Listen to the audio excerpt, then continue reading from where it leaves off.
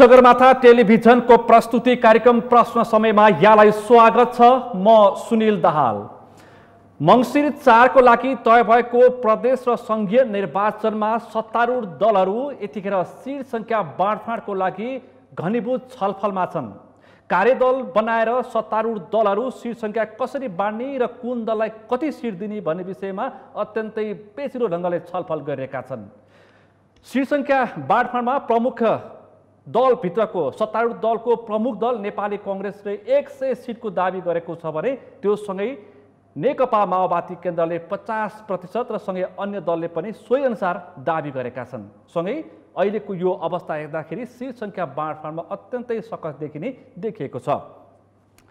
अहिलेको मापदण्ड कसरी बनाउने, 74 को निर्वाचनलाई मापदण्ड बनाउने कि अस्ति वैशाख 30 को स्थानीय तहको निर्वाचनको मत संख्या र सिट संख्याको आधारलाई मापदण्ड बनाउने विषयमा पनि दलहरूबीचमा छलफल भइरहेको छ। सँगै सत्तामा रहेका वामपन्थीहरूले 74 को निर्वाचनमा नेकपासँग अथवा माओवादी केन्द्र र एमाले मिलेर जति सिट संख्याको आधार थियो त्यसको आधारमा सिट संख्या पाउनुपर्छ भनेर आफ्नो दाबी प्रस्तुत गरिरहेका छन्। सँगै प्रधानमन्त्री शेरबहादुर देउवाले मधेस केन्द्रित दलहरूसँग पनि छलफल गरिरहनु भएको छ। त्यसकारण यो सिट संख्यामा दाउपेच देखिएको छ। आज हामी यिनै विषयवस्तुमा सत्तामा रहेका 3 दलसँग छलफल गर्दैछौँ। आजको छलफलमा मसँग सहभागी हुनुहुन्छ नेपाली कांग्रेसका नेता, युवा नेता, केन्द्रीय सदस्य अमृत अर्याल। यहाँलाई स्वागत छ। धन्यवाद। त्यसैगरी आजको छलफलमा मसँग सहभागी हुनुहुन्छ नेकपा माओवादी केन्द्रका नेता माननीय सन्त कुमार थारू। यहाँलाई स्वागत छ। नमस्कार। त्यसैगरी आजको छलफलमा मसँग सहभागी हुनुहुन्छ नेकपा एकीकृत समाजवादीका नेता सांसद गोपाल बहादुर बम। यहाँलाई पनि स्वागत छ। केन्द्रीय सदस्य पनि यहाँ तिनैजनालाई स्वागत छ। म कार्यक्रम प्रारम्भ गर्छु। आजको छलफल विशेष गरी यो कांग्रेस नेता कृष्ण प्रसाद सिटौलाको संयोजकत्वमा सत्ता गठबन्धनभित्रको विषय प्रसङ्ग र यो जुन कार्यदल बनेको छ त्यसमा कस्तो आधारमा कुन जनआधारको सिट संख्या बाँड्ने, बाँडफाँड कसरी गर्ने, चुनावमा साझा एजेन्डा कसरी लैजाने र कसरी चुनाव जित्ने भन्ने विषय प्रसङ्गमा म छलफल गर्छु। अर्यालज्यूबाट प्रारम्भ गर्छु। यो कार्यदलको यो जुन छलफल छ कांग्रेसको दाबी के छ, म पहिलो प्रश्न यही गर्छु, यहीबाट छलफल प्रारम्भ गर्छु। के छ कांग्रेसको दाबी? अहिले भर्खरै प्रारम्भिक चरणको छलफल सुरु भएको छ र हामी सकारात्मक दिशातर्फ बढ्दैछौँ र हामीले के महसुस गरेका छौँ भने लास्ट इयरको इलेक्सन पछि माओवादी र एमालेको गठबन्धनको सरकार जुन बन्यो त्यसले जुन किसिमको वितृष्णा ल्यायो जनताको बिचमा र एउटा प्रजातन्त्रिक अभ्यासलाई जुन कुण्ठित गर्ने काम गर्यो त्यसको विरुद्धमा हामीले एउटा लोकतान्त्रिक मोर्चा बनाउनुपर्छ र त्यसको लागि एउटा कार्यदल बनाएर अगाडि बढ्नुपर्छ भन्ने मनसायका साथ हामीले स्थानीय तहमा एलायन्स गरेर गयौँ। स्थानीय तहको एलायन्समा हामीले के देखियो भने नेपाली कांग्रेस 1 नम्बर पार्टीको रूपमै स्थापित भयो। करिब एक्लै नेपाली कांग्रेसले मात्रै 1 लाखभन्दा बढी मतले नेपाली कांग्रेसले माओवादी एमाले भन्दा अगाडि देखियो। पहिलो दल बनेको छ स्थानीय तहको निर्वाचनमा नेपाली कांग्रेस, दोस्रो नेकपा एमाले हो। दोस्रो नेकपा एमाले एवं प्रकारले माओवादी र यस भयो, त्यसपछि क्रमशः हुँदै गयो। अनि हामीले एउटा महत्त्व महसुस गऱ्यौँ किनभने यो इलेक्सनले एउटा सबक पनि दियो। किन सबै इस्टाब्लिस गर्न र देशलाई एउटा लोकतान्त्रिक बाटोमा र संवैधानिक ढङ्गले चलाउनलाई यो गठबन्धन नभइकन गठबन्धन आजको आवश्यकता हो र यसलाई अगाडि लिएर जानुपर्छ भन्ने मनसायका साथ हामी अगाडि बढ्यौँ। हाम्रो केन्द्रीय समितिको मिटिङ पनि भयो। केन्द्रीय समितिको मिटिङमा पनि यही अवधारणालाई पुष्टि हुने गरी हामी सबैले समर्थन गऱ्यौँ किनभने रिजल्ट हाम्रो अगाडि पनि थियो अस्तिको इलेक्सनको स्थानीय तहको निर्वाचन त्यसमा कांग्रेस उत्साहित त्यसलाई आधार मानेर हामीले यसलाई अझै बढी उत्साहित भएर गठबन्धन अगाडि बढ्नुपर्छ, अझै केही कालसम्म यो गठबन्धनको संस्कृति रहनुपर्छ भन्ने मनसायका साथ केन्द्रीय कमिटीको बैठकले निर्णय गर्यो। केन्द्रीय कमिटीको बैठकले निर्णय गर्यो। यहाँसम्म ठिकै छ। अब सिट संख्याको कुरा गर्छु म। सिट संख्यामा तपाईँको दलभित्र फरक फरक धारणा आइरहेछ। कसैले 100 सिट यतिसम्म कि केही नेताले त 110 सिटसम्मको दाबी गरेका छन्। यो कति पत्याउने? मैले यो प्रारम्भिक चरणको त्यहाँ भएको बहसहरूको बारेमा हाम्रो नेताहरूसँग जान्ने कोसिस गरेको थिएँ। के भएको छ भन्दाखेरि एउटा सैद्धान्तिक सहमतिमा छलफल मात्रै भइरहेछ। अहिले सिट सङ्ख्याको बारेमा तय भइसकेको छैन र हामी कुन सिट सङ्ख्या कसलाई दिने भन्दाखेरि त्यो त पार्टीको दलीय हिसाबले, पार्टीको स्थितिको हिसाबले, पार्टीले स्थानीय तहमा निर्वाचनमा ल्याएको मत दलीय हिसाबले अर्को जस्तो पार्टीमा स्थानीय तहमा ल्याएको मत त्यसलाई पनि त स्थानीय तहको मत संख्या र सिट संख्याको आधारमा त्यो हिसाबले अगाडि बढ्नुपर्छ भने हामीलाई केन्द्रीय समितिले दिएको म्यान्डेट पनि त्यही हो। केन्द्रीय समितिबाट स्पष्ट एउटा म्यान्डेट हामीलाई के दिएको छ भने स्थानीय तहमा पार्टीले ल्याएको मतलाई यो तपाईँ गठबन्धनको दलहरूसँग वार्ता गर्दाखेरि एउटा मुख्य आधार मान्ने सङ्घ र प्रदेशको निर्वाचनमा सङ्घ र प्रदेशको निर्वाचनलाई मुख्य आधार मानेर हामी अगाडि बढ्नेछौँ भने केन्द्रीय समितिले दिएको म्यान्डेट त्यही हो। त्यो हेर्दाखेरि लगभग 100 सिटको हाराहारीमा पुग्न जान्छ। अब त्यो अहिले म एप्रोक्सिमेटली भन्न सक्दिनँ किनभने वार्ता 60% होइन हो त्यो हिसाबले त हो, तर पनि वार्ता छलफल सहमतिमा जाँदै जाँदा अलिकति लचिलो भएर सबैजना प्रस्तुत हुनुपर्छ होइन। जसले आफ्नो नेपाली कङ्ग्रेस लार्जेस्ट पार्टी हो, पहिले देशकै लार्जेस्ट पार्टी हो, त्यस कारण नेपाली कङ्ग्रेसले भाग बढी माग्नु त स्वाभाविक पनि देखिन्छ ठुलो पार्टीको हैसियतमा। तर सबै दललाई सन्तुष्टि हुने एउटा आधार त एउटा बेसिक मापदण्ड त बनाउनुपर्छ हामीले, नभए गठबन्धन चल्न सक्दैन। एउटै काङ्ग्रेसको मात्रै रायले त गठबन्धन चल्दैन। त्यसले सबैलाई सहमतिमा ल्याएर र बेसिक प्रिन्सिपलको आधारमा चाहिँ नेपाली कङ्ग्रेस अगाडि बढ्नुपर्छ भन्ने हाम्रो मान्यता हो। आउँछु तपाईँसँग म। अब थारूज्यू, तपाईँ बर्दियाबाट चुनावी प्रतिस्पर्धामा, तपाईँ मोरङबाट, तपाईँ मुगुबाट चुनावी प्रतिस्पर्धामा हुनुहुन्छ।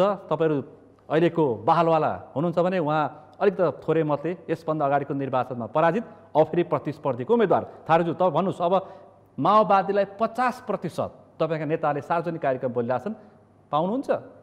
के छ आशा? विशेष गरेर त यो 79 को स्थानीय तहको जो निर्वाचन सम्पन्न पछि गठबन्धनका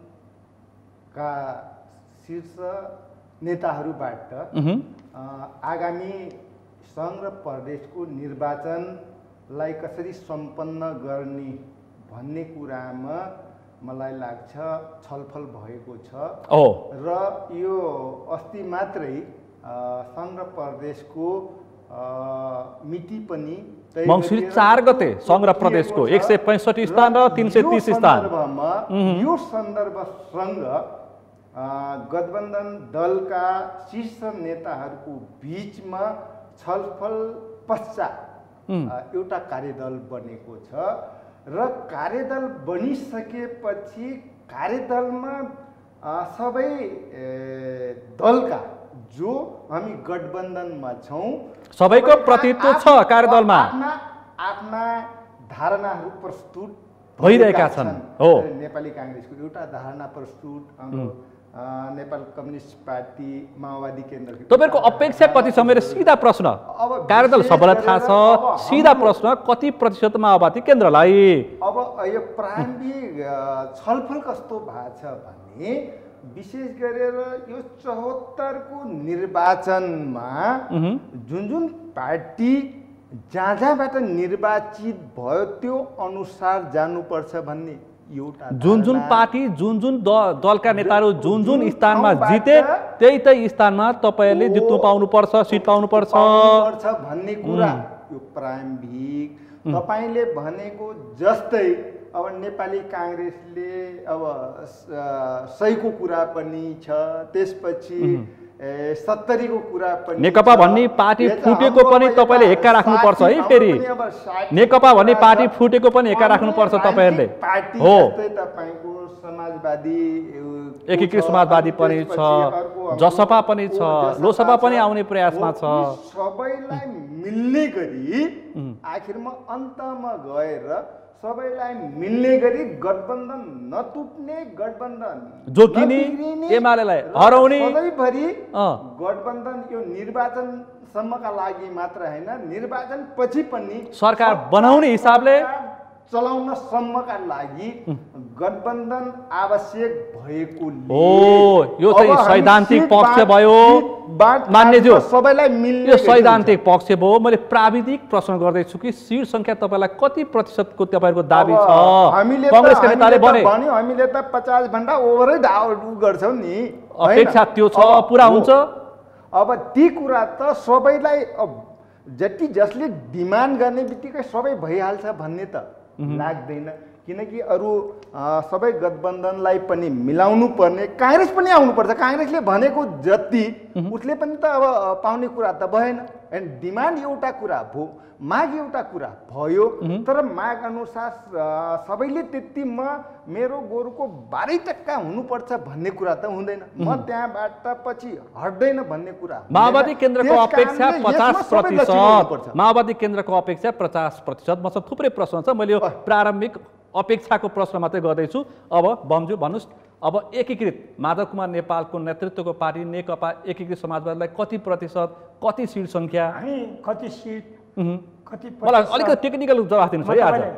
कति सिट, कति प्रतिशत भनेर खोलिएको पार्टी होइन हो, के हो त? देशमा दुईटा नेकपा माओवादी केन्द्र र एमाले मिलेर नेकपा बन्यो, केपी कामरेडको नेतृत्वमा नेपाल कम्युनिस्ट पार्टी मिल्यो।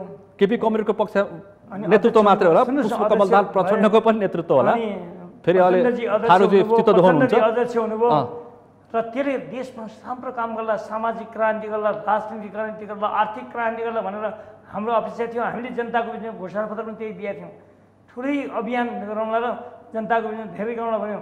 त्यो केपी कामरेडको नेतृत्वको सरकारले बालुवाटार बस्यो, बालकोट गयो, तर परिवर्तन भएन। 39 महिना बस्यो, 39 महिना बस्यो। त्यसको विरुद्धमा एक धारा, संविधानको धारा, हामी सांसद जितेर आएको, निर्वाचन जितेर आएको मान्छे, धारा 76 को 1 अनुसार सरकार बन्नुभयो, 2 अनुसार, 3 अनुसार, 2 अनुसार समर्थन भयो, 3 अनुसार सरकार बन्नुभयो, 4 5 अनुसार भयो। हुँदै नभएको संविधानमा हुँदै नभएको कुरा विघटन गर्नुभयो, हुँदै नभएको कुरा मन्त्री बनाउनु भयो, संविधानमै नलेखेका कुरा सर्वोच्चले खारेज गरिदियो त मन्त्रीहरूलाई, धेरै मन्त्रीलाई। त्यसकारण त्यसका विरुद्ध खोलिएको संविधान बचाउन, संसदीय व्यवस्था बचाउन, सरकार बचाउन खोलिएको पार्टी हो समाजवादी, नेकपा एकीकृत समाजवादी। समाजवादी। त्यसकारण नेकपा एकीकृत समाजवादी त्यो कुनै सिटको लागि, कुनै जित्नका लागि, कुनै गर्नको लागि होइन, एउटा सबै नेपाली जनताले क्रान्तिबाट ल्याएको यो संघीय बचाउनका लागि मैले बुझेँ। यसरी बुझ्नुहोस् तपाईँ। म यसरी बुझ्छु, अब तपाईँ मङ्सिर 4 को निर्वाचनमा प्रत्यक्ष रूपमा अथवा समानुपातिक रूपमा प्रतिस्पर्धा गर्ने कि नगर्ने? त्यो सुन्नुहोस्, जित्ने कि नजित्ने, एकछिन उम्मेदवार दिने कि नदिने? अहिले सुन्नुहोस्, गठबन्धन किन भयो? गठबन्धन भनिहाल्नु भयो, ओलीको प्रतिगमनको विरुद्धमा गठबन्धनबाट मलाई टिकट दिए भने म अत्याधिक बहुमतले 2/3 बहुमतले जितिदिन्छु। मुगुबाट दिएन भने गठबन्धनलाई मान्छु, जुनसुकै पार्टीको होस् मैले मान्छु। गठबन्धनलाई प्रतिबद्धता हो तपाईँको, जसले टिकट पाए पनि गठबन्धन भने गठबन्धन त्यही त हो नि। गठबन्धन भने त त्यो विरोध गर्नका लागि होइन नि त, संविधान संहिता जोगाउनका लागि। उहाँले अघि एउटा विषय के उठान गर्नुभयो बमजी भन्दाखेरि चाहिँ 74 को निर्वाचनमा जसरी जहाँबाट जितेको छ त्यसरी त्यहाँ सिट पाउनुपर्छ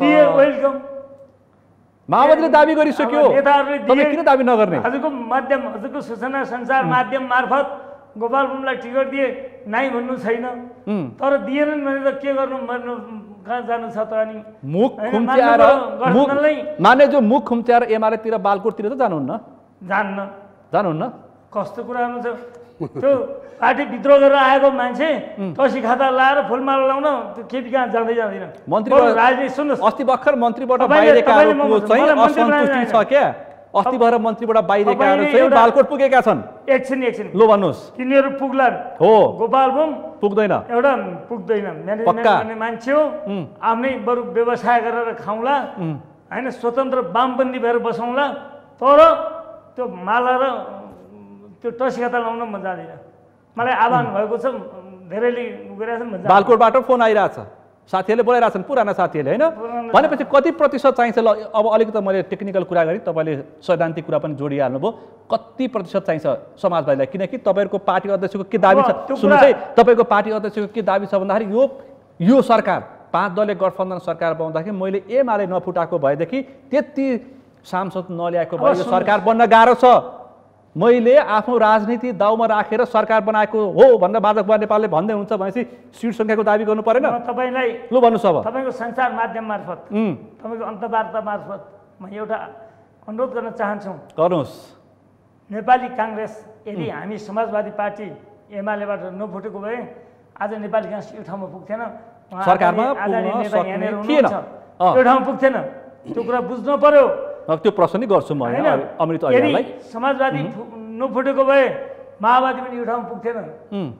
अब अब फुटेपछि अलिक कमजोर त हुन्छ होइन मैले भन्न खोजेँ तपाईँले घुमाएर जवाफ दिनु भएको छ छुटेपछि सरकार यति ठुलो अब मैले बुढानीकण्ठमा बसिरहेका पार्टी सभापति शेरबहादुर देउवालाई बालुवाटार छिराउने तपाईँको पार्टी अध्यक्षको त्यति ठुलो योगदानलाई अब सम्मानका साथ कति प्रतिशत भनेको क्या मैले त्यही त छुटेर फुटेपछि अझै पनि नघुमाउनुहोस् है मलाई सिधा जवाफ दिनुहोस् फुटेपछि हेला गर्दैछन् के भाइ छुट्यो गुहार लुट्यो भन्छ नि त्यो अर्को ठाउँमा छ त्यही भाइ छुट्यो गुहार लुट्यो भने जस्तै गरेर अलिकता प्रचण्डलाई पनि यति प्रतिशत होइन मान्यज्यू घमण्ड चढ्या होला मान्यले घमण्ड चढ्या होला म आउँछु के त्यो प्रश्नमा उलाई घमण्ड चढ्या होला तर हामी फुटेकै कारणले उहाँहरूको बढी आएको हामी फुटेकै कारणले यदि फुट्थेन भने एमाले फुट्थेन अथवा कम्युनिस्ट पार्टी फुट्थेन भने घमण्ड हुन्थेन राजनीतिमा कांग्रेसमा घमण्ड छ politics is the dirty game पनि हो कांग्रेसमा घमण्ड भयो सुन्नुस् है तपाईँ जवाफ दिनु भएको छैन प्रश्न सुन्नु न मलाई थाहा छ भोलि जे पनि हुन सक्छ राजनीति हेरिन्छ घमण्ड गर्यो भने सबैका घमण्ड तोड्न सक्छन् समाजवादीले सबैको घमण्ड तोड्न सक्छ समाजवादी प्रजातन्त्र लोकतन्त्र democracy by the people for the people of the people भन्ने शब्दलाई जोगाउनका लागि लागेको पार्टी हो झिन्नका लागि धेरै सिट पाउनका लागि धेरै मान्य हुनलाई धेरै मन्त्री हुनलाई लागि पार्टी मान्यज्यू म तपाईसँग आउँछु तपाईले भन्नुभयो कि अलिकति अहंकार बढी भयो भनेदेखि जे पनि हुन सक्छ भन्ने खालको आशय चाहिँ व्यक्त गर्नुभयो यो भन्न खोजेको कांग्रेसलाई हो किनकि उहाँको पार्टी अध्यक्षले बारम्बार भनिरहनु भएको छ कि स्थानीय तहको निर्वाचनमा अमृत अर्यालज्यू के भन्नुभएको छ भन्दाखेरि प्रचण्ड र देउवाले सेटिङ गर्दाखेरि हामी साइजमा अझै खुम्चिनु पर्यो भनेर सार्वजनिक कार्यक्रममा बोल्नु भएको छ दम्म नबढाउनुहोस् भन्नुभएको छ अब के गर्ने म तपाईँलाई अलिकति पछाडि लान चाहन्छु यो स्थानीय तहको निर्वाचनभन्दा पहिले जुन हामी जेनरल अधिवेशन निर्वाचन भयो सङ्घीय निर्वाचन भयो त्यसमा नेपाली कांग्रेस दोस्रो पार्टीको रूपमा स्थापित भयो र एमाले र माओवादीको गठबन्धनको सरकार बन्यो होइन 74 को निर्वाचनमा 74 को निर्वाचनमा त्यसपछि हाम्रो पार्टी सभापतिले नै भन्नुभएको थियो हामी इन्डिपेन्डेन्टली विपक्षमा बसेर त्यसको सरकारको कार्यशैली होइन सरकारले गरेका राम्रा कामलाई समर्थन गर्ने या जिम्मेवार प्रतिपक्षको भूमिका निर्वाह गर्ने हाम्रो 4 वर्षको टार्गेट त्यही थियो जिम्मेवार प्रतिपक्षको भूमिका निर्वाह गर्ने र प्रजातन्त्रमाथि प्रश्न उठेको खण्डमा नेपाली कांग्रेसले आफ्नो सशक्त आवाज उठाउने भन्ने एउटा हामी त्यो मनस्थिति बनाएर बसेका थियौँ होइन तर 4 वर्ष नबित्दा बित्दै 3 वर्ष नबित्दा बित्दै ओलीजीको प्रधानमन्त्री वर्तमान योभन्दा पहिलेको निवर्तमान प्रधानमन्त्रीजीको तपाईँले देखिहाल्नु के भयो के भयो सबै नागरिकलाई थाहा छ सबै संयन्त्रलाई गर्नु पर्दैन हैन सबै संयन्त्रलाई कब्जा गर्न खोज्नुभयो हैन सबै निकायलाई तपाईले सरकारले आफ्नो मातहतमा ल्याउन खोज्यो र ओलीजीले आफै एक्लै सरकार चलाउने कोसिस गर्नुभयो सारा देश आफ्नो कन्ट्रोलमा राख्ने प्रयास गर्नुभयो प्रहरी प्रशासनदेखि लिएर कानुनदेखि लिएर अख्तियार आयोगदेखि लिएर नियन्त्रण गर्ने कामदेखि सबै गर्नुभयो यसो भन्दाखेरि चाहिँ फेरि केपी शर्मा ओलीको भनाइ पनि फेरि मैले प्रश्नको रूपमा राख्नुपर्छ उहाँले भन्नुभएको छ जस्तो शैलीमा मेरो सरकार थियो त्यस्तै शैलीमा देउबा सरकार छ भन्ने हुन्छ फेरि केही तलमाथि छैन हाम्रो वर्तमान प्रधानमन्त्री र हाम्रो पार्टीको सर्दार नेता शेरबहादुर देउवा उहाँ हामीलाई के भन्नुहुन्थ्यो भने हामीलाई के पब्लिक स्टेटमेन्ट पनि दिनुभएको थियो म जिम्मेवार प्रतिपक्षमा बस्छु मलाई सरकारमा जाने र प्रधानमन्त्री हुने कुनै लालसा छैन भनेर म बस्नुभएको थियो र हामी प्रतिपक्षको भूमिका निर्वाह गर्दैथ्यौँ तर सिजन यस्तो भन्यो म एमालेको केपीजीको खास गरी केपीजीको तानाशाही शैलीबाट जुन देश आक्रान्त हुन पुग्यो सबै क्षेत्र डिस्टर्ब हो त्यसपछि सबै उहाँहरूको नेताहरू जम्मैजना आएर ल शेरबहादुरजी तपाईँले लिडरसिप लिनु पर्यो यो ओलीजीको सरकारमा हामी बस्न सक्ने अवस्था रहेन प्रजातन्त्रका सबै अवयवलाई नष्ट पार्ने काम भयो 70 वर्षदेखि लगाएर संविधान सभाको निर्वाचन जुन कल्पना बिपीले गर्नुभएको थियो त्यो कल्पना पूर्ण हुने बेलामा पनि उहाँहरूले यस्तो खालको रोल गरिरहनु भएको छ त्यसकारण त आज केपी शर्मा ओली बालकोटमा प्रतिरक्षात्मक अवस्थामा बस्नु भएको छ त्यसैले आम नागरिकलाई आज अलिकति ताजा विषयमा केन्द्रित गर्न चाहन्छु त्यसैले यो लिडरसिप तपाईँले लिदिनु पर्यो भनेर उहाँलाई भन्नु आउनुभयो त्यसकारण त्यसपछि शेरबहादुर दाइ आउनुभयो उहाँको निवासमा र शेरबहादुर दाइ त्यसपछि पनि तपाईँले स्टेटमेन्ट हेर्नुभएको होला म यो गठबन्धनको पक्षमा छु म यो प्रजातन्त्रलाई बचाउने काममा लाग्छु तर म प्रधानमन्त्री हुन इच्छुक छैन भनेर फेरि पनि भन्नुभयो उहाँ त निर्वाचनमा जानै झनै इच्छुक हुनुहुन्थ्यो नि पहिलो त्यसपछि तपाईँको सबै दलको प्रयास र सबै दलको हाम्रो पार्टीभित्रको पनि निरन्तर प्रयासका कारणले शेरबहादुर दाइले यो लिडरसिपमा गएको मान्छेले प्रतिपक्षमा बसेको मान्छेले एउटा अवसर आउँदाखेरि त्यसको भूमिका निर्वाह गर्नुपर्छ देशलाई एउटा निकास दिनुपर्छ एउटा पाटो भयो उहाँले अहिले एउटा विषय उठाउनु भयो समाजवादी एकीकृत समाजवादीका नेता उहाँ माधव नेपाल निकट पनि हुनुहुन्छ मैले भन्न खोजेको चाहिँ के भन्दाखेरि जसरी हामीले सरकार बनायौँ देउवा नेतृत्वको सरकार त्यो दम्ब देखियो स्थानीय तहको निर्वाचनको परिणाम पछाडि अब त्यस्तै देखियो भने हामी अलिकता गम्भीरताका साथ सोच्न तयार हुन सक्छौँ भनेर अलिकता अलि शब्द अलि मोटै राखेर उहाँले जवाफ खोज्नु भएको छ। दम्बको कुरा उठाए भए यो चेतावनी त भनिहालेँ, शब्द मोटो भने मैले। गठबन्धनको कुरा पनि हुँदैन थियो होला यदि दम्बकै कुरा राख्ने भयो काङ्ग्रेसले यो गठबन्धनको कुरालाई अगाडि बढाउँदैन थियो होला। हामीले हरेक लेभलमा हरेक तहमा हरेक तबकामा हामीले चाहिँ गठबन्धन संस्कृतिको विकास गर्नुपर्छ र हामीले अहिले अझै केही कालसम्म चाहिँ केही कालखण्डसम्म चाहिँ यो गठबन्धन लिएर जानुपर्छ भन्ने हाम्रो निर्वाचनसम्म कि सरकार पछि पनि जानुपर्छ गठबन्धनमै जानुपर्छ भन्ने हाम्रो मनसाय भएको हुनाले हामीले पब्लिक स्पिचमा पनि त्यही भन्दै गयौँ, पार्टीको सेन्ट्रल कमिटीको मिटिङमा पनि त्यसैलाई इन्डोर्स गरेर हामी आयौँ। भन्दाखेरि हामीमा कुनै दम्ब छैन यो गठबन्धन संस्कृति अगाडि बढ्नुपर्छ। तर स्ट्याटस के हुनु माओवादी समाजवादीले न्यायशील सीट संख्या पाउँछन् मैले विश्वस्त हुनुहोस् तपाईँ। तर अस्तिको रिजल्टलाई उहाँ केन्द्रीय सदस्य पनि हो, अस्तिको रिजल्टलाई अस्तिको स्थानीय तहको निर्वाचनलाई आधार मानेर त्यसलाई प्रमुख आधार त मान्नु पर्यो। स्थानीय तहमा निर्वाचनमा आएको मतलाई प्रमुख आधार त मान्नु पर्यो। आखिर आधार के गरे मान्ने त? सन्त कुमार थारूले के भन्नु भने 74 को निर्वाचनको पनि आधार मानिनुपर्छ भन्नुभएको छ। त्यो भन्न खोजेको जुन स्थानमा नेकपा र एमाले त्यो बेला तत्कालीन एमाले त माओवादी नेकपा बन्दाखेरिले जितेका थिए तिनीहरूले त्यो ठाउँमा टिकट पाउनुपर्छ भन्ने उहाँले अपेक्षा व्यक्त गर्नुभएको छ। अलि बल छ है, जोड बल छ उहाँहरुको। त्यसमा अपेक्षा गर्नु उहाँहरूले आफ्नो ठाउँमा जायजै होला। कति न्याय हुन्छ त्यसमा? तर त्यसमा के छ भने त्यो परिस्थिति त रहेन। अहिलेको परिस्थिति कस्तो छ म मोरङै उदाहरण दिन्छु। मोरङमा 2टा निर्वाचन क्षेत्रमा माओवादीले जित्नु भएको थियो हैन। एउटा 5 नम्बर निर्वाचन मेरो निर्वाचन क्षेत्रमा माओवादीले जित्नु भएको र के अरे 4 नम्बर निर्वाचन क्षेत्र महेश शिवमण्डल र अमललाल मोदीले जित्नु भएको।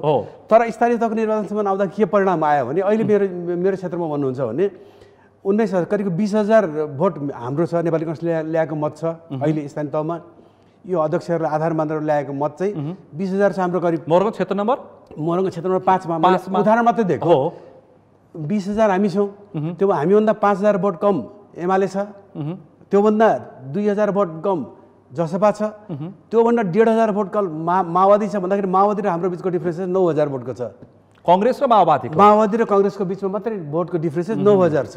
भनेपछि तपाईँको त्यो अहिले 4 नम्बर क्षेत्रको कुरा गर्दैछु, त्यहाँ 1 नम्बर पार्टी अहिले चाहिँ सबभन्दा बढी भोट एमाले ल्याएको छ। त्यहाँ 1,000 भोटले एमाले अगाडि छ।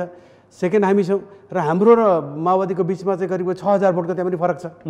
भन्दाखेरि त्यो क्लेम त पुरानो क्लेम त जायज भएन नि।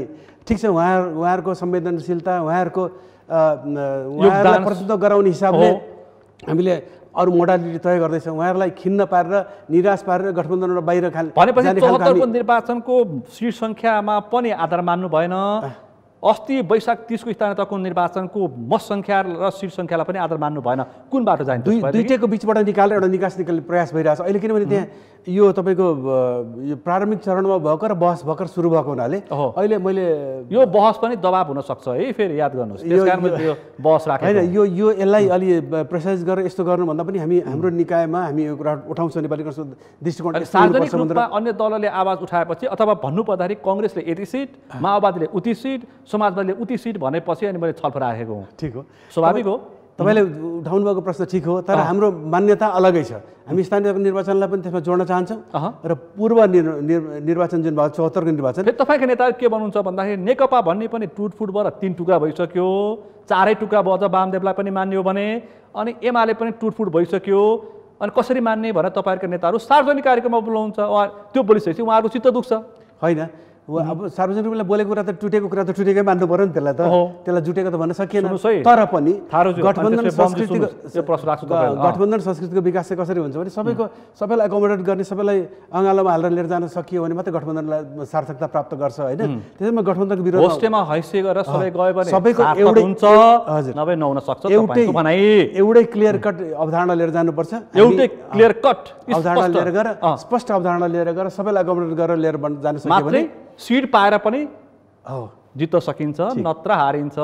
किनकि नेकपा माओवादी र एमाले मिल्दाखेरि पनि 32,000 भोट बढी हुँदाखेरि पनि बर्दियाबाट वामदेव गौतम पछाडिएका थिए। ल थारूजी भन्नुहोस्, ल अब 74 को पनि भएन, अस्ति 30 को पनि भएन, दुइटै दाबी फेल खायो, कसरी जाने? अब विशेष त अघि नै उहाँले अमृतजीले राख्नु हो अलिकति अब सिधा जनताले बुझ्ने भाषामा, जनताले बुझ्ने भाषामा पुरा गर्दै गर्दा अस्ति मात्रै यो 79 को स्थानीय तहको निर्वाचन हुँदै गर्दा गठबन्धन दलले एउटा परिपत्र गर्यो। त्यति बेला बर्दियाको मात्र मैले थोरै उदाहरण भन्न चाहन्छु। नेपाली काङ्ग्रेस अब 8वटा पालिका मध्येमा 2टा मात्रै 74 मा त नेपाली काङ्ग्रेसको आथ्यो सिट 2 मात्रै। अर्को त्यसपछि हाम्रो लगभग 3.5 जति थियो अनि त्यसपछि एमालेको थियो। त्यति बेला त काङ्ग्रेस एकदम कमजोर जस्तो देखिन्थ्यो नि। त्यति बेला 74 को निर्वाचनमा 74 को मतभारलाई मानौ एकदम तपाईँ अमृतजी त्यो सर्कुलर छ मतभारलाई मान्दाखेरि त्यहाँ गठबन्धन हाम्रो त जिल्लामा हुनै सकेन। किनकि तपाईँको त्यो मतभार मान्दाखेरि हामी दुईटै कुराहरू गर्यौँ। त्यो मतभारलाई पनि राखौँ गठबन्धनले सर्कुलर गरेको कुरा मूल कुरा। अर्को त्यसो हो भने अब जुन ठाउँमा जो जित्या छ काङ्ग्रेसले 2 ठाउँ जित्या छ 2 ठाउँ लिउँ, माओवादीले 3 ठाउँ जित्या छ 3 ठाउँ गरौँ र अरूमा भागबन्दा गरेर जाउँ भन्दा पनि कुरा रहँदै पनि त्यति बेला बर्दियामा गठबन्धन हुन सकेन। त्यसकारणले अमृतजीले अघि नै तपाईँले सोधिएको प्रश्नको सन्दर्भमा अब 74 को कुरालाई पनि एकछिन थाती राखौँ र अहिलेको इलेक्सन वैशाख 30 को स्थानीय तहको निर्वाचनको पनि राखौँ। बिचको के हुन्छ के हुन सक्ला ए प्रश्न गरे मैले। अब त्यहीबाट जाँदा तपाईहरु 3 जना एउटा पोख्त नेताहरू हुन्छ आफ्नो पार्टीको चुनावी प्रतिस्पर्धा तपाईहरु सबैले गरेर आउनु भएको छ विगतमा पनि। ल अलिकति सुझाव दिनुस् त कार्यदललाई सहज पनि हुन सक्छ। अब विशेष दिनु न कार्यदललाई सदा यो म सबैतिर शेयर गर्छु मैले। हाम्रो कार्यदललाई सुझाव के हो त्यहाँ अलिकति गाह्रो भइरहेछ क्या नटुट्ने गरी अघि नै भन्यो नि सैद्धान्तिक हैन टेक्निकल जवाफ। अहिले नेपाली काङ्ग्रेसले पनि घमण्ड गर्नु परेन।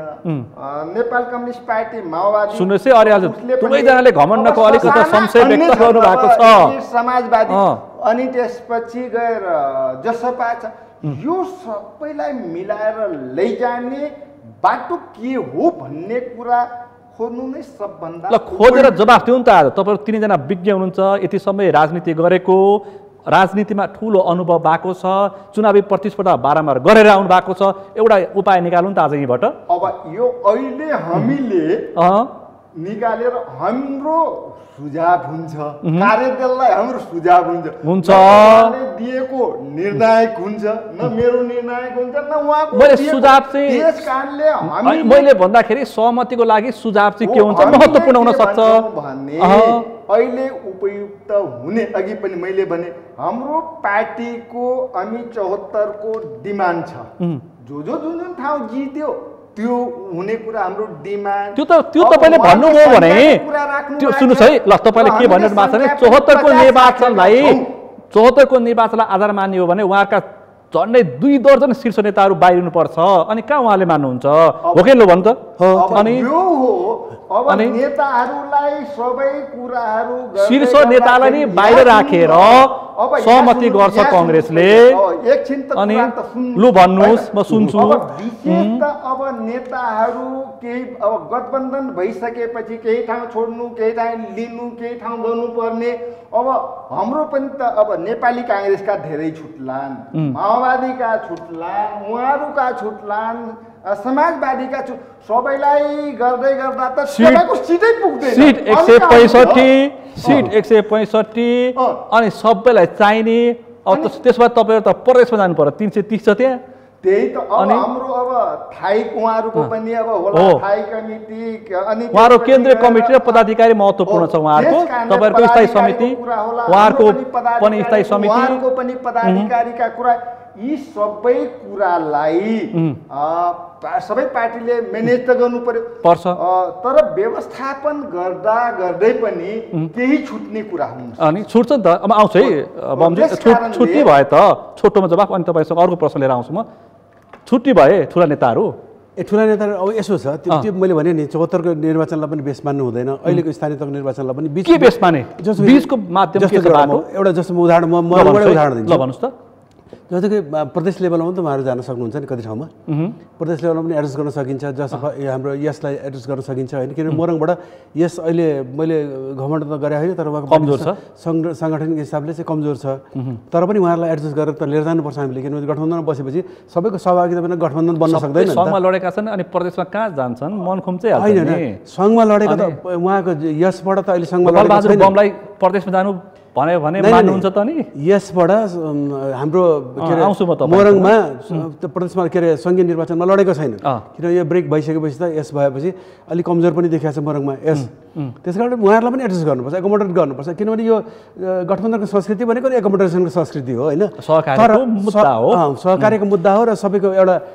म आउँछु तपाईँसँग तपाईँले भन्नुभयो कि जनमतको आधार हेरेर पनि सिट सङ्ख्या बाँड्न सकिन्छ कन्डिसन के छ अवस्था के छ अहिले अब त्यो तपाईँको अहिले पहिले माओवादी जब सरकारमा आयो जुन बेला माओवादी 2/3 बहुमत करिब 64 को निर्वाचनमा त्यही बेसलाई आधार मानेर गर्नुपर्छ अहिले भन्दा कति उहाँले भन्न सक्नुहुन्न त्यो भन्न सक्नुहुन्न उहाँले वैशाख 30 को मात्रै भन्नु भएको अहिले प्रेजेन्ट कन्डिसन के छ त्यसलाई ध्यानमा राखेर गठबन्धन गर्ने हो ल भन्नुस् अब बमजी भन्नुस् आफ्नो तपाईहरु एमालेबाट फुटेको होइन अनि कति छ साई थाहा छ हैन अनि सिट संख्या त्यसै आधारमा मान्नु पर्यो तपाईले के भन्छ भने अहमता र घमण्डले सबै बिग्रेका हुन् 30 वर्ष पञ्चायती व्यवस्था पनि अहमता र घमण्डले मान्ने जो अलि पृष्ठभूमि भन्दा सिधा सवालमा जाउँ न सर्टकट गर्छु ल राणा शासनमा जङ्गबहादुरहरू एबीसीडीमा बाँडिए अहमता र घमण्डले टुटेका हुन् त्यहाँ पनि जानुस् क्या तपाईले भन्ने गरेको बालकोटका केपी शर्मा ओलीलाई भन्नुस् न केपी ओली कमरेड पनि अहमताका कारणले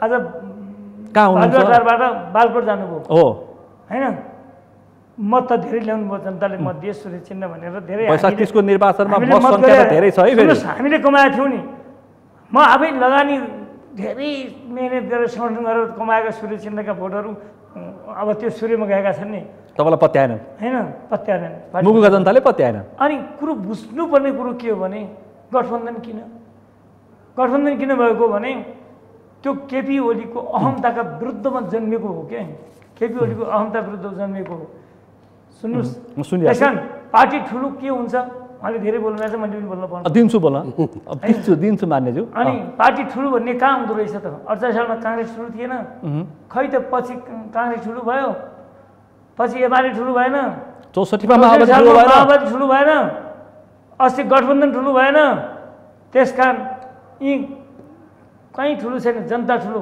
अनि त्यसकारण तपाईँले अघि नै भनिसकेँ मैले democracy is the government by the people for the 30,000 सुन्नुहोस् है 30,000 लाई 30,000 उम्मेदवारलाई 30,000 मत दिन गाह्रो छ सुन्नु तपाईँहरूलाई यो के गर्छु काङ्ग्रेस र माओवादीका साथीहरूको घमण्ड के छ भने अहिले नेतृत्वमा समाजवादीले थोरै मत ल्यायो यो स्थानीय चुनावमा भनेर घमण्ड हुँदै होइन क्या घमण्ड छ होइन रे तर जनता ठुलो रहेछ नि त जनता ठुलो रहेछ 64 सालमा ठुलो थियो त खै माओवादी 28 सालमा सबभन्दा ठुलो 2/3 बहुमत काङ्ग्रेस थियो खै काङ्ग्रेस एमाले ठुलो थियो अस्ति खै ठुलो त्यसकारण चाहिँ पार्टी फुटेको त 7 महिना भयो सुन्नुहोस् सही विचार सही सिद्धान्त सही विचार लिएर अगाडि भयो भने भोलि नेकपा नेपाल कम्युनिस्ट पार्टी एकीकृत समाजवादी ठुलो पार्टी हुन सक्छ अब तपाईँलाई मैले अर्को एउटा प्रति प्रश्न मान्नेज्यू तपाईँलाई अर्को एउटा प्रति प्रश्न मैले गर्नुपर्छ तपाईँसँग नि अर्को एउटा दम्ब के रहेछ भन्दाखेरि हामी अहिले पनि एमाले हौँ कि भन्ने दम्ब रहेछ नि त एमाले पार्टी खोलेको तपाईँ समाजवादी है बुझ्नुहोस् तपाईँले एउटा कुरो गर्नुहोस् केपी ओली भन्दा बढी योगदान केपी ओली त 30 वर्ष 28 साल जेल 32 साल सैद्धान्तिक विषय हो मैले जेल पढ्नुभयो हैन झलनाथ खनालको कुम योगदान छ माधव नेपालको कुम योगदान छ अनि त्यसपछि वामदेवको कुम योगदान छ मुगु जिल्लामा चन्द्रबहादुर साईको कुम योगदान छ यो गोपालको कुम योगदान छ त्यो पार्टी खोल्नमा ठुलो गर्नलाई योगदान धेरै छ नि एमालेको योगदान मैले भने दुरुपयोग गर्नुभयो केपी ओलीले दुरुपयोग गर्नुभयो त्यसको विद्रोह गर्यौँ यहाँ भोटको सङ्ख्या जोडिनु हुँदैन यहाँ विद्रोह गरेर चाहिँ सही भन्नुभयो लाइनमा हिँड्ने पार्टी विद्रोहलाई सम्झिनु पर्यो उहाँले त्यसरी विद्रोह गरेर हिँडेर नेपालको संविधान जोगाउनलाई मैले भने त धारा 76 को 1 2 3 4 5 मा कहीँ पनि लाग्ने गरी केपी कामरेडले अनि अनाकृत सांसद बनाउनु भयो। अनि सुन्नुहोस्, संविधान जोगाउनेलाई पनि सिट संख्या जोगाइदिनु पर्यो। मन्त्री बनाउनु भयो, त्यो पनि गए। मधेसी मन्त्री बनाउनु भयो, त्यो पनि गए। अक्का पनि गए। त्यो सबै तपाईँलाई थाहा छ नि। सबैलाई थाहा, जनतालाई थाहा छ। कानुन विरुद्ध एउटा देशको प्रधानमन्त्री जो देशको चाहिँ ठुलो नेताले कानुन विरुद्ध गरेपछि त्यसको विद्रोहमा जन्मेको पार्टी हो। त्यो कुराको सम्मान चाहिँ नेपाली कांग्रेस र माओवादी केन्द्रले भन्नु पर्यो, मान्नु पर्यो। यति मत तिम्रो यति मत यसका यति मत स्थानीय चुनाव आयोग भनेर चाहिँ विश्लेषण गर्न पाइँदैन। माधव नेपालले उठाएको विद्रोहलाई चाहिँ मान्नुपर्छ। अब निष्कर्ष यहाँनिर आयो है, विश्लेषण गर्न पाइँदैन। अस्ति संविधान जोगाउनको लागि नेकपा एकीकृत समाजवादीका नेताहरू उहाँहरूले चाहिँ संसद जोगाउन लागि उठाएको विद्रोहको झण्डालाई सम्मान गर्नुहोस् रे। होइन, दुईटा कुरा छ। संसद जोगाउन, संसदीय व्यवस्था जोगाउन, संविधान जोगाउन का लागि हामी जन्मेको पार्टी हो। सम्मान चाहिँ नेपाली कांग्रेस नेकपा माओवादीले गर्नुपर्छ। त्यो मतको गणना गर्न पाइँदैन। ल माने मैले, ल भन्नुहोस्, अब यहाँ भन्नुहुन्छ उहाँले, ल भन्नुहोस्। होइन, उहाँले राख्नुभएको कुरा आफ्नो सेन्टिमेन्टली उहाँले राख्नुभएको कुरा जायजै छ। किनभने उहाँले एउटा विद्रोह गरेर आउनुभयो र नेकपा फुट्यो, त्यसपछि हामी यता जोइन गऱ्यौँ, गठबन्धनमा जोइन गऱ्यौँ। त्यस कारण हाम्रो सेन्टिमेन्टको कदर गर्नुपर्छ। जुन क्राइसिसमा हामीले मद्दत गरेका थियौँ, ठिक हो, त्यसको सम्मान गर्नुपर्छ भन्ने उहाँको त्यो फिलिङ त राख्न पाइयो नि, पाइयो नि। तर निर्णय गर्ने तपाईँको कार्यदल बनेर निर्णय गर्दाखेरि केही बेसिक मापदण्डहरू बन्छन् होइन। स्थानीय तहमा ल्याएको नेपाली कांग्रेसले ल्याएको मत, विगतमा नेपाली कांग्रेसले ल्याउँदै गरेको मतहरू होइन, अहिलेका मत सङ्ख्या कति भएको छन् त्यसमा। अनि अब समायोजन गर्दा अरू सबैको सम्मान पनि रहने गरी र एउटा नेपाली कांग्रेसको लिड गर्ने पार्टीलाई आफ्नो भूमिका निर्वाह गर्न सक्ने पर्याप्त मान्छे पनि हुने गरी, सदस्यहरू हुने गरी त्यो किसिमले एउटा निर्णयमा जान्छौँ हामी। डराउनु भएको छ क्या? होइन, उहाँ के डराएको भन्दाखेरि वैशाख 30 को त्यो स्थानीय तहको निर्वाचनमा भित्रभित्र हामी चाहिँ विद्रोहको झन्डा उठाएर एमालेसम्म फुटाएर आउने, राजनीति नै दाउमा राखेर अनि त्यसपछि प्रचण्ड र देउवाले सेटिङ गर्ने उहाँकै अध्यक्षले भनेको नेताले बोलिरहेछन्। उहाँको चित्त दुखाइ त्यो कुरा म उहाँको कुरामा केही कुरामा सहमत के छु भने उहाँले रिभोल्ट गरेर त आउनुभएकै हो, पार्टी ब्रेक भयो, रिभोल्ट गरेर आउनुभयो। तर उहाँहरूको भावनाको, उहाँहरूको सेन्टिमेन्टलाई कदर गर्नुपर्छ। सेन्टिमेन्ट भावनाले पनि हुँदैन है फेरि राजनीति। सुन्नुहोस् है, यो भावनाको कदर गर्नुपर्ने, उहाँलाई सम्मान गर्नुपर्ने, गठबन्धन संस्कृतिमा उहाँलाई ल्याउनु पर्ने एउटा नेपाली कांग्रेसको दायित्व पनि छ भने सँगै नेपाली कांग्रेसको आफ्नो जो पोटेन्सियलिटी छ र जो नेपाली कांग्रेसले पाएका मतहरू छन् त्यसलाई कलेक्ट गरेर जनताको बिचमा जाने कुरा त छँदैछ नि। त्यसले सबैलाई एकोमोडेट गर्नलाई एउटा के विधि त अपनाउँछन् पार्टीले। त्यहाँ छलफल भइरहेछ र निष्कर्षमा निक्लेला। जे निष्कर्ष निस्किन्छ त्यसमा मान्न त हामी बाध्य नै छँदैछौँ नेपाली कांग्रेस। तर तपाईँको पार्टी सभापति चाहिँ किन उता दुई दल अथवा सत्तामा रहेका वामपन्थीहरूले यो समाजवादी केन्द्र र मोर्चा बनाउँछु भनेपछि तपाईँको पार्टी सभापति लोसपा, बाबुराम भट्टराई, महन्त ठाकुर, उपेन्द्रहरूलाई छुट्टा छुट्टै भेटिरहनु भएको छ, किन आशंका? होइन, यो गठबन्धन संस्कृतिमा जोइन गर्न चाहने जो कोहीलाई पनि उसलाई स्थान दिएर हामी एउटै पार्टीको मिनिस्टर के अरे तपाईँको यो लोकतन्त्रको एउटा मुख्य धाराभित्र ल्याउन सकिन्छ भने त्यसको प्रयास किन नगर्ने? त्यो हो कि बढी सिट सङ्ख्याको आधारमा माओवादी र समाजवादीहरूले सत्तामा बार्गेनिङ गर्छन्, तिनीहरूलाई पन्साएर आफै पनि सरकार बनाउने दाउ हो? त्यसो पनि होइन, किनभने नियत सभापतिको प्रश्न छ, उहाँले बोल्दाखेरि पनि बोल्नु भएको छ र केन्द्रीय समितिको कार्यदल भित्र बस्दा पनि पदाधिकारीहरू बिचमा बस्दा पनि र सबैको निर्णय के छ भने हामी गठबन्धनमा नै जाने, गठबन्धनको विकल्प छैन। वैशाख 30 को निर्वाचनको मत परिणाम आएपछि फेरिएको बोली पनि हामीलाई थाहा छ कांग्रेसको। केही बोली फेरिएको छैन, कांग्रेसको बोली चाहिँ जहिले पनि उस्तै थियो। किन नेपाली कांग्रेस 1 नम्बर पार्टी भएको छ कि 2 नम्बर पार्टी भएको छ, तेस्रो नम्बर पार्टी त कहिले पनि भएको छैन हामी होइन। मैले इतिहासको कालखण्डमा लगातार नेपाली कांग्रेस शासन गर्दै आएको थियो होइन, कि पहिलो कि दोस्रो? तर पहिलो कि दोस्रो मात्रै भएको छ भन्दाखेरि अहिले त पहिलो पार्टी त हामी छौँ नि त। पहिलो पार्टीले नेचुरली तपाईँले मेरिट लिस्टमा आउँदाखेरि पनि कुनै स्कुलमा एडमिसन गर्न जाँदाखेरि मेरिट लिस्टमा 1 नम्बर आउनेलाई त 1 नम्बरमा पोजिसन दिन्छ भनेपछि तपाईँको पार्टी सभापतिले निर्वाचन पछिको परिणाममा वामपन्थीहरूले धोका दिन्छन् कि भनेर गरेको आकलन र त्यसपछि बाबुरामदेखि महन्तलाई र अनि उपेन्द्रलाई भेटेको कारण त्यो चाहिँ होइन? त्यो होइन, पक्का हो है? त्यो पक्का हो।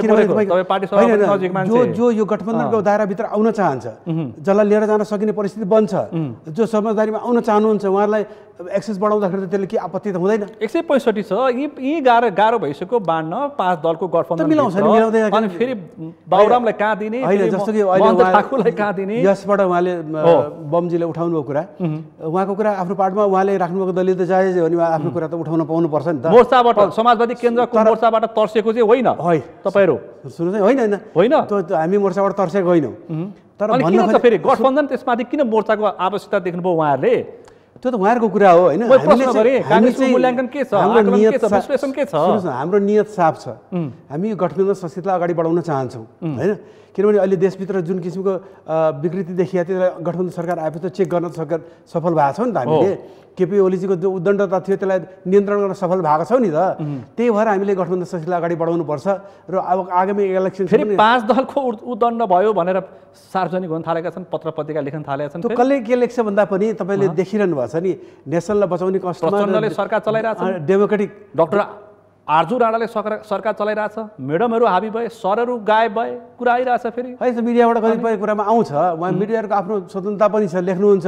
तर त्यो जो वास्तव मलाई मिडियाकर्मीलाई पनि विनम्रतापूर्वक आग्रह छ, जे यथार्थमा आधारित कुरा छ त्यसलाई लेखिदिए, त्यसलाई पढिदिए, त्यसलाई सुनाइदिए त जनताको बिचमा राम्रै मेसेज जान्थ्यो होला नि। केही कुरा चाहिँ कन्ट्रोभर्सियल कुराहरू पनि ल्याइरहनु भएको छ, त्यो कुरा जुन यथार्थ होइन त्यो कुरालाई पनि यथार्थ होइन। पार्टीको सभापति शेरबहादेव हुनुहुन्छ अनि आरजी देउवा कसरी हावी हुनुहुने पत्र पत्रिकामा आज पनि दैनिक पत्र पत्रिका ठिक छ, तपाईँले पढिरहनु भएको छ। मैले आफैले पनि पढाएको छु, अनि तर त्यो होइन, त्यो वास्तविकता त्यो होइन। किनभने हाम्रो पार्टीको एउटा सिस्टम छ, पार्टीको प्रेसिडेन्ट हुनुहुन्छ, त्यसपछि कार्य समिति छ हाम्रो होइन, त्यसपछि नेपाली काङ्ग्रेसको केन्द्रीय समिति छ, त्यसले गर्छ निर्णय।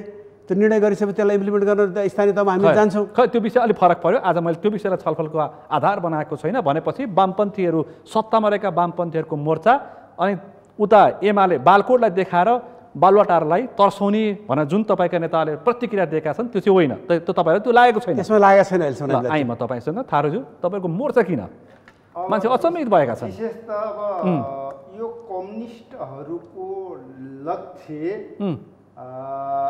जनवादी क्रान्ति हुँदै समाजवाद हुँदै साम्यवादी, जनवादी क्रान्ति हुँदै साम्यवाद हुँदै समाजवाद, जनवादी क्रान्ति पहिलो स्टेप, दोस्रो स्टेप समाजवाद, तेस्रो स्टेप साम्यवाद। त्यो लक्ष्य पुरा गर्नका लागि कांग्रेससँग मिलेर जनवादी क्रान्तिको सपना देख्ने। लो भन्नुहोस्। विशेष समाजवादी क्रान्ति पुरा गर्नका लागि विभिन्न आन्दोलनमा, युद्धमा, जस्तै 10 वर्ष जनयुद्ध नेपाल कम्युनिस्ट पार्टी माओवादी केन्द्रले गर्यो, अनि त्यसपछि झापा विद्रोह भयो। छोटोमा है अरू प्रश्न पनि छ है, अरू पनि प्रश्न छ मसँग। रहेका जो कम्युनिस्ट पार्टीहरू टुटफुट भएका छौँ, यो टुटफुटले समाजवादी क्रान्ति गर्न सकिँदैन। अहिले तपाईँ हेर्नुभयो भने सायद माओवादीको डकुमेन्ट पनि पढ्नु भएको छ, अस्तिको अधिवेशनबाट, राष्ट्रिय अधिवेशनबाट समाजवादमा जाने नेपाली बाटो भनेर अब डकुमेन्ट पास भएको छ। त्यस कारणले सबै टुटफुट रहेका कम्युनिस्टहरू एक हौँ र नेपाली काङ्ग्रेसको पनि छ एवं उहाँहरूको पनि समाजवाद छ त, राष्ट्रियता, प्रजातन्त्र, समाजवाद, बीपीको आधार। टुटफुट रहेका सबै कम्युनिस्टहरू एक हौँ र अब फेरि हामी उहाँलाई शङ्का गर्ने, उहाँ अघि अमृतजीले पनि भन्नुभयो, यो समाजवादी मोर्चा बन्ने बित्तिकै हामी सशङ्कित पनि छैनौँ। तपाईँहरू यस्तो क्या, म तपाईँलाई प्रश्न गर्छु थारूज्यू, तपाईँहरूको 5 जो छ नि वामपन्थीहरू, अहिले वामदेव गौतम पनि छन्, 5 बसेपछि अनि निर्वाचनको मुखमा अनि गठबन्धन हुँदै समाजवादी केन्द्र र मोर्चा भनेपछि अनि कांग्रेस त्रसित हुँदैन त? अनि निर्वाचनमा मुक्त अनि केही साना दलहरू अनि गठबन्धनमा छैनन्, जस्तै वामदेवको कुरा हैन, वामदेव त हुनुहुन्न। त्यस कारणले ती साना सबैहरूलाई पनि ल्याउँ। त्यस कारणले अहिले उहाँ अमृतजीले पनि राख्नुभयो स्पष्ट ढङ्गबाट, अहिले नेपाली काङ्ग्रेस त्रसित छैन, किनकि कम्युनिस्टहरू सबैलाई ल्याएर भोलि तपाईँको समाजवादमा जाने कुरा त संविधानमा पनि व्यवस्था गरिएको छ। त्यो सैद्धान्तिक, त्यो सिद्धान्तको कुरा हो कि वामपन्थीहरूको अलि विश्वास हुँदैन भन्छ काङ्ग्रेसले, वामपन्थीहरू बेलामा धोका दिन्छन्। मेरो के हो भन्नुहोस्, अहिले मूल कुरा हामी टुटफुट रहेका सबै कम्युनिस्टहरूको समाजवादी एउटा केन्द्र बनाऊ, एउटा मोर्चा बनाऊ, ताकि अब हामी भोलि प्रतिगमनकारी या अन्य त्यस्ता तत्त्वहरूलाई पराजित गर्न सक्ने एउटा तागत यति यति धेरै केपी शर्मा ओलीसँग थारूजु मान्यजु यति धेरै केपी शर्मा ओलीसँग नतर्सिनुहोस् 5 दल छ फेरि बाउरम पनि छन् फेरि महन्त ठाकुर पनि आउँदैछन् अनि कति तर्सेको केपी त भित्तामै पुगिसके त अनि सबै समाजवाद बाउरमको पनि समाजवाद अनि समाजवादी क्रान्ति गर्न उहाँ काङ्ग्रेसको पनि समाजवाद टुटफुट भएर समाजवादी क्रान्ति गर्न सक्दैन सकिँदैन ल बमजु तपाईसँग आउँछु म अब तपाईले क्रान्ति गर्ने अहिले यो व्यवस्था भोलि सरकारमा आइसकेपछि पनि हामी त समाजवादतिर जाने सुन्नुहोस् खुमलटार बसेर समाजवादी मोर्चा बनाउँछु भनेर तपाईँका नेताहरूले उता बालकोटतिर तेर्सिएर बालुवाटारतिर तर्साएको चाहिँ होइन प्रश्न भन्नुहोस् है फेरि प्रश्न भन्नुहोस् भन्यो नि मैले अमृतजीलाई पनि भने उहाँहरूले पनि तर्सिनु भएको छैन के तपाईको आशंका छ तर्सेको होइन आशंका छ अझै यता सुन्नुहोस् ल भन्नुहोस् त गठबन्धन झन् बलियो हुने पनि अब नेपाली काङ्ग्रेस हामी गठबन्धन हाम्रो यो गठबन्धनमा आएका कम्युनिस्टहरूलाई यहाँ मोर्चासम्म ल्याउँदा त झन् बलियो भयो ल एकैछिन थाती राखे यो बलियो बनाउनलाई त्यसकारण आवश्यक छ सन्त कुमार थारूज्यू गठबन्धन झनै कसिलो पार्नको लागि चाहिँ यो मोर्चा पनि बनाएको आवश्यक छ तर्सिन जरुरी छैन यो प्रश्न है त्यसमा कुनै छलछाम छैन बेला बेला वामपन्थी धोका दिन्छन् फुत्त धोका दिन्छन् हो किन ल बमज्यू ल भन्नुहोस् त आशय त्यही हो मनमा शुद्धता छ यो आशयमा यही मोर्चा यो मोर्चा सुन्नुहोस् लु भन्नुहोस् है तपाईँ प्रश्न बोल्ने वक्ता कम्युनिस्ट आन्दोलन विभिन्न मोर्चाबाट अघि बढेको छ या रसियाको कम्युनिस्ट आन्दोलन लेनिनको होस् या मार्क्सको आन्दोलन होस् या चाइनाको माओको आन्दोलन होस् या नेपालको 2006 सालमा गठन भएको पुष्पलालको नेतृत्व भनेको कम्युनिस्ट पार्टी होस् या 2032 सालमा 28 सालमा झापा आन्दोलन होस् या 2032 सालमा भएको चाहिँ एउटा विद्रोह होस् सबै माले एमाले हुँदादेखि लिएर विभिन्न पार्टीले खोलेका आन्दोलनमा बेला बेला कम्युनिस्ट मिलेका पनि छन् छुटेका पनि छन् 51 वटा पनि छन् तपाईलाई एउटै 51 वटा पनि छन् हिसाब गर्नुहोस् फेरि कम्युनिस्टहरु धेरैचोटि मिलेका पनि छन् छुटेका पनि छन् यो अन्यथा होइन नेपाल विश्वको इतिहासमा पनि कम्युनिस्ट आन्दोलन मिलेर छुटेको छ नेपालको इतिहासमा पनि 2006 सालमा गठन भइसकेपछि बेला बेला मिलेछन् 2015-17 सालमा बेला बेला नभन्नुहोस् न हैन म कहिले काहीँ त 6 महिनामा फुट्छन् के 2017 सालमा चाहिँ 6 महिना फुट्छन् कांग्रेस जम्मा हामीले देखेको 2-3 चोटि फुट्यो तब त 51 पटक कम्युनिस्ट आन्दोलनको एकतालाई अन्यथा मान्नु भएन कम्युनिस्ट आन्दोलन लामो इतिहाससँग जुटेको छ मिलेको छ हामी त्यही कम्युनिस्टको कार्यकर्ता हो मिलेको जुटेको इतिहास थाहा छ तपाईँ त झन् पत्रकार रहेर धेरै थाहा होला त्यसकारण कम्युनिस्ट मिल्नु जुड्नुमा त्यसमा सामान्य प्रक्रिया हो र त्यो आग्रह गर्न चाहन्छु नेपालका कम्युनिस्टका नेताहरूलाई मिल्नुहोस् भन्छु किनभने नेपाली कम्युनिस्ट आन्दोलन सामाजिक आन्दोलन सुन्नुहोस् है अझै मिल्ने भन्दैछन् सुन्नुहोस् सामाजिक आन्दोलन सुन्नुहोस् है सामाजिक आन्दोलन साम्यवादसम्म पुग्नका लागि कम्युनिस्टहरू मिल्दाखेरि नराम्रो हुँदैन र नेपालको ठुलो पार्टी नेपाली काङ्ग्रेस प्रजातन्त्र आन्दोलनदेखि हिँडेको नजोड्नुस् क्या तपाईहरुले गठबन्धन गरेर जनता नेपाली जनता ल्याएको यो लोकतन्त्रलाई बचाउनका लागि पनि नमिल्नुस् भन्दैनौँ गठबन्धन नगर्नुस् पनि भन्दैन गठबन्धन पनि मोर्चा अहिले सुन्नुस् न गठबन्धन पनि मोर्चा पनि सरकारमा पनि अनि सबै यो क्या सुन्नुस् मान्छे अचम्मित भएका छन् मैले एउटा कुरा तपाईलाई के भन्न चाहन्छु भन्नुस् त 30 वर्ष पञ्चायत विरुद्ध आन्दोलन गरे पञ्चायत फाल्यौं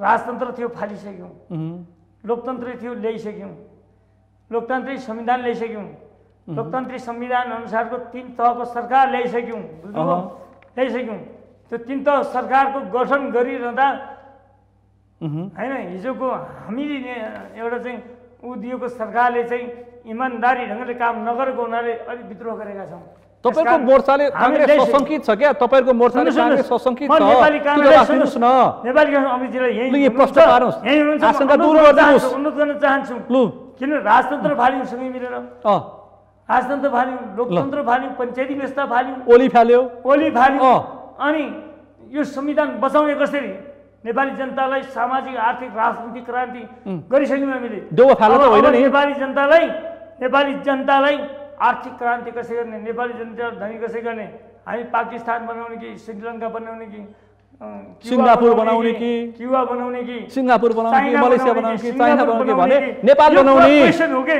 अब नेपाल बनाउने यो बनाउनको नेपाल लागि बनाउने माने तपाईँ मुगुको पर्यटकीय क्षेत्रको मान्छे मैले आग्रह गरेँ तपाईँको मिडिया मार्फत आग्रह गरेँ नेपाली जनतालाई र नेताजीहरूलाई सबैलाई आग्रह गरेँ अब नेपाली सबै मिलेर बनाउने हो एउटैले बनेर बन्दैन एउटै समाजवादी पार्टीले बनाउँदैन एउटै माओवादीले बनाउन सक्दैन एउटै नेपाली काङ्ग्रेसले बनाउन सक्दैन सबै मिलेर यो देश सबै सम्पन्नशाली प्रत्येक क्षेत्र आदर्श कुरा छोडिदिउँ आज पर्यटनका हिसाबले पनि धनी देश कृषि प्रधान देश सबै हावापानी विश्वमा नभएको हावापानी भएको देश युवा भएको देश होइन श्रमिक भएको देश ल मैले माने ल माने ल माने ल अब तपाईँ अन्तिममा छु क्वेसन त सुनिदिनुहोस् बस समय कम छ मेरो आग्रह के भने सुन्नुहोस् यहाँ एमाले काङ्ग्रेस माओवादी समाजवादी कोही माओवादी भन्ने होइन राजनीतिलाई पेसा अब म तपाईँलाई प्रश्न गर्छु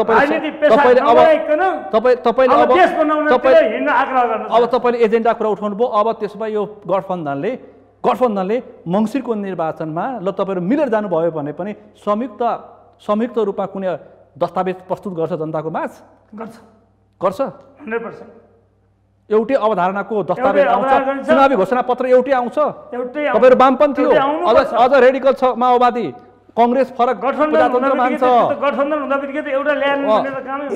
ल भन्नुस् त गठबन्धनको एउटा साझा एजेन्डा हुन्छ त्यसको अन्तर्गत हामी रहन्छौँ। अहिले जस्तो कुरा गर्नुभयो भने उहाँले माओवादीबाट आउनुभएको साथीले पनि कुरा गर्नुभयो र यसबाट आउनुभएको साथीहरूले कुरा गर्नुभयो नेपाली काङ्ग्रेसले दममा राख्नु पर्दैन भनेर भन्नुभयो। उहाँले पटक पटक कुरा यो उठ्यो छ तर त्यो पैसा नेपाली परिणामलाई हेरेर भन्ने नेपाली काङ्ग्रेससित कुनै दम नै होइन। जस्तो कि तपाईँको 10 वर्ष जनयुद्ध चल्यो। जनयुद्धको बेलामा करिब 17,000 भन्दा बढी नेपाली नागरिक मारिए नि त। त्यसको अगुवाई कसले गर्यो त? नेपाली काङ्ग्रेसले गर्यो। विदेशमा बस्नुभएका प्रचण्डजीलाई गएर वार्ता गर्ने जबरजस्त कुरालाई गर्नु वार्ता समय कम हुनाले तपाईँसँग यो विषय फेरि कुरा गरौँला। हामी वार्ता गरेर माओवादीलाई शान्ति प्रक्रियामा आउने प्रक्रियामा काङ्ग्रेस माओवादी एमाले सबैको मैले भन्न खोजेको सिधा प्रश्नमाथि तपाईँलाई मैले जोड गरेँ। जोड केमा गरेँ भन्दा एउटै चुनावी घोषणा पत्र आउन सक्छ। एउटा कमन एजेन्डा हुन्छ, एउटा पार्टीको अवधारणा पत्र त अलग अलग हुन्छ नि। हुन्छ होइन? हुन्छ। एउटा साझा हाम्रो कोड अफ कन्डक्ट हुन्छ भन्दाखेरि सङ्घमा काङ्ग्रेस लड्यो भने प्रदेशमा फेरि माओवादी लड्नुपर्छ। हुन्छ। त्यो कोड अफ कन्डक्ट हुन्छ हाम्रो म्यानेज गर्ने त्यो होइन, जनता अलमल लिन्छ। त्यसैमा चाहिँ कार्यदल बसिरहेको छ र त्यसैमा म्यानेज गर्ने प्रयास गरिरहेको छ। हामीले एउटा कोड अफ कन्डक्ट बनाउँछ हामीले होइन। एउटा आचार संहिता बनाउनु पर्यो नि। गठबन्धनमा लड्दाखेरि एउटा आचार संहिता भएन भने त गठबन्धन चल्दैन। त्यो आचार संहिता पनि पालन गर्नु पर्यो। पार्टीको आफ्नो दृष्टिकोण छँदैछ हाम्रो फेरि। हाम्रो अलग अलग दृष्टिकोण छ। उहाँको पनि अलग छ, उहाँको अलग छ होइन। भोलि तपाईँ मोरङबाट चुनाव लड्नुभयो भने एउटा राष्ट्रिय प्रतिबद्धता पत्र बोक्नुहुन्छ, एउटा काङ्ग्रेसको बोक्नुहुन्छ। किनभने हामीले गठबन्धन किन गर्यौँ? यो गठबन्धनको आवश्यकता के हो? गठबन्धनलाई जिताउँ भन्ने एउटा अवधारणा पत्र हाम्रो हुन्छ र एउटा पार्टीको घोषणा पत्र हुन्छ। त्यो तपाईँको पनि हुन्छ, मेरो पनि हुन्छ, हाम्रो पनि हुन्छ, सबैको।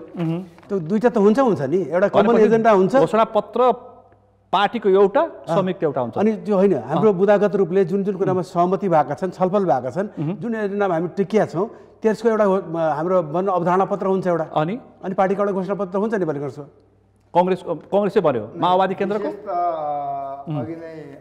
मैले घोषणा पत्र अब एकैवटा पत्रमा गयौँ। एउटै चुनाव चिन्ह लड्ने कि के गर्ने भन्ने कुरा पनि उठेको छ। प्रसङ्ग उठाउनु तपाईँले सम्भव छ। एउटै घोषणा पत्र हुन्छ है। यता बुझ्नु तपाईँ सुन्नुहोस्, यतातिर बुझाउनुहोस्, यहाँ बुझाउनुहोस् कि यहाँ उहाँले भने जस्तै यदि त्यो भएन भने के हुन्छ भने उहाँले राखेको गठबन्धनको एउटा संयुक्त घोषणा पत्र टाइपको या त्यो अपिल टाइपको त्यस्तो हुन्छ र सबै राजनीतिक पार्टीहरूको आफ्नो हुन्छ चुनाव चिन्ह। अहिले पनि माओवादी केन्द्रको भन्नुहुन्छ भने अस्ति मात्रै केन्द्रीय समितिको म त अब अहिले पार्टीले प्रस्ताव गरेको पिबिएम पनि हो। प्रस्तावित पोलिट ब्युरो सदस्य तपाईँ। त्यस कारणले अस्ति केन्द्रीय समितिको बैठकमा सबै अब घोषणा पत्र तयार गर्ने, त्यसको लागि सबै जिल्ला प्रदेशबाट माग गर्ने, केन्द्रले तयार गर्ने। तपाईले एउटा सान्दर्भिक प्रश्न उठान गर्नुभयो। होइन मैले बुझेँ। घोषणा पत्र के हुन्छ?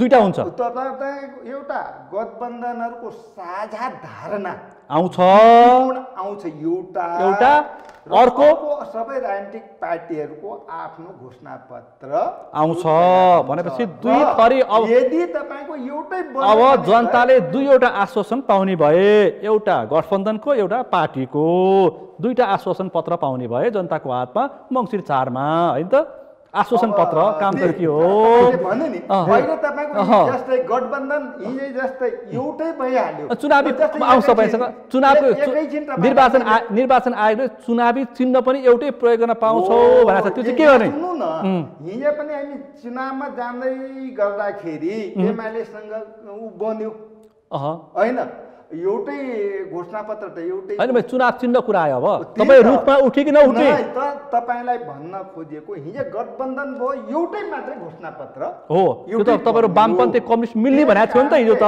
अब कांग्रेससँग तपाईहरु मिल्न सक्नुहुन्न नि त अनि अहिले यदि मिल्न सकेन भने पार्टी नै मिल्न सक्दैन अघि नै भन्नु भने यो एउटा पनि अब मोर्चै हो हामीले प्रतिगमन विरुद्धका मोर्चा भनिएकै एकैछिन यसैमा जोडे म समय कम छ मसँग विरुद्धका मोर्चा भने अहिले यो गठबन्धन पनि एउटा मोर्चा हो त्यसकारणले गठबन्धनको साझा धारणा एउटै बनाएर जाउन के हुन्छ तपाईले भने जस्तै अब नेपाली कांग्रेस उसको धारणा अलिकति समाजवादको व्याख्या पार्टी नै फरक हो अनि समाजवादको कुरा त छ नि नेपाली कांग्रेसको हाम्रो त्यो त ओलीले भने जस्तै त्यो त तपाईले आशय के व्यक्त गर्नु भने ओलीले भने केपी ओलीले भने जस्तै एउटै पार्टी बनाए भइगयो नि त सक्दैछु एउटै पार्टी बनाए भइगयो नि त अहिले तपाईको सकभर तपाईको एउटा समाजवाद उन्मुख राष्ट्र निर्माण गर्ने त सबैको चाहना हो धारणा हो नि त त्यो नेपाली कांग्रेसको हो हाम्रो पनि हो सबैको हो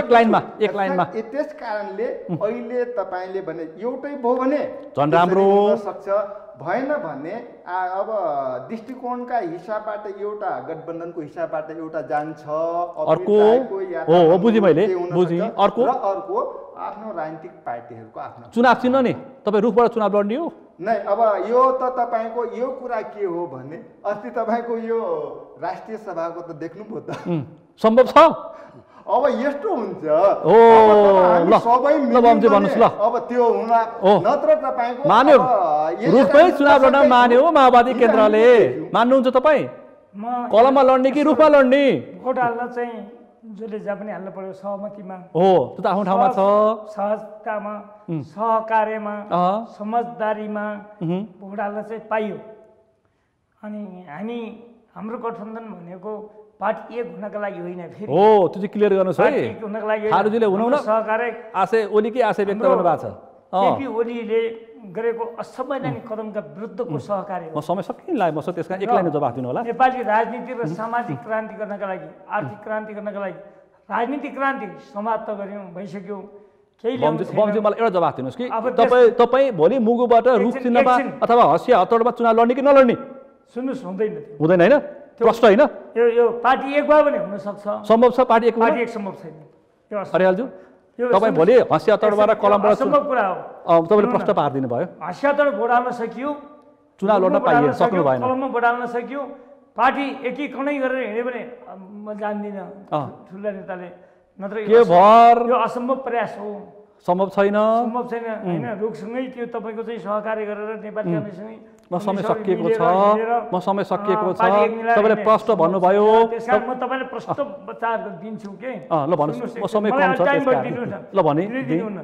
प्रश्न विचार दिन्छु त्यसकारण पार्टी एकीकरणै सम्भव होइन त्यो गलत कुरा हो है सहकार्य हो सहअस्तित्व हो लोकतन्त्र प्रजातन्त्र संविधान र संसदीय व्यवस्था जोगाउनका लागि संसद जोगाउनका लागि गरिएको हाम्रो चाहिँ एकता हो त्यसकारण यसका लागि लाग्छौँ हामीले राजनीतिक क्रान्ति चाहिँ गरिसक्यौँ राजनीतिक क्रान्ति सिद्धान्त नै थाती राखेर रुखमाथि चुनाव लडिदैन अब सामाजिक सुन्नुस् सामाजिक र नेपालको आर्थिक क्रान्ति गर्नका लागि हाम्रो एकता हो त्यो हामी अलग अलग चिन्हबाट लडेर पनि देशको राजनीतिक आर्थिक सामाजिक पर्यटकीय जडीबुटी कृषि सबै क्रान्ति गर्नका लागि भएको एकता हो त्यसकारण चाहिँ तपाईले ट्याक्कै एकै चिन्ह एकै नभनिदिनुस् कि निर्वाचन आयोगले सुविधा दिएको छ क्या निर्वाचन आयोगले सुविधा दियो एउटैमा लड्नको लागि सुन्नुस् मैले तपाईले यो बोल्छु निर्वाचन आयोगले स्वीकार गरे पनि सुविधा दियो सुन्नुस् अब मलाई जानकारी भए अनुसार समानुपातिक उम्मेदवार त उठ्नुपर्छ।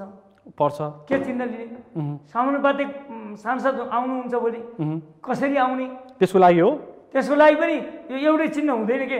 त्यो चिन्ह एउटै चिन्हबाट आएपछि समानुपातिक उम्मेदवार कसरी ल्याउने? त्यो चाहिँ निर्वाचन आयोगलाई प्रश्न गर्नुहोस् है तपाईँले। निर्वाचन आयोगलाई प्रश्न ल अन्तिममा उहाँकै कुरालाई म अलिकति उहाँको पार्टीलाई अहिले त अलग्गै पार्टीको रूपमा स्थापित भएको छ। त्यो बेला पनि माधव नेपालजी पूर्व प्रधानमन्त्री जुन बेला हुनुभयो, प्रधानमन्त्री जुन बेला हुनुभयो, त्यो बेला हाम्रै नेता गिरिजाप्रसाद कोइरालाले माधव नेपालजी दलको संसदीय दलको नेता पनि हुनुहुन्थ्यो उहाँको पार्टीको। उहाँले ठ्याक्क उहाँको इम्पोर्टेन्स त बुझ्नु भएको थियो नि त्यो बेला पनि, ल्याएर उहाँले प्रधानमन्त्री बनाउनुको इतिहास हाम्रो अगाडि छँदैछ नि। त्यसैले उहाँहरूलाई सम्मान दिने कुरामा, हामीले सम्मान दिने कुरामा अहिले यो गठबन्धन नहुँदा पनि सम्मान दिएकै हो। प्रचण्डजीहरूलाई सम्मान दिने कुरामा अहिले गठबन्धन नहुँदा पनि सम्मान दिएकै हो, फेरि पनि दिन्छौँ। तर पार्टीको आफ्नो अस्तित्व राखेर, आफ्नो एक्जिस्टेन्स राखेर, पार्टीको अहिले यथार्थ स्थिति, स्थलगत स्थिति सकिएको छ। म एक लाइनमा भन्छु कि तपाईँ रुखमा लड्ने कि हँसिया हतौडामा कलममा? म त रुखमा लड्ने हो। हस् त तपाईँहरू तिनैजनालाई विशेष रूपमा आभार व्यक्त गर्न चाहन्छु।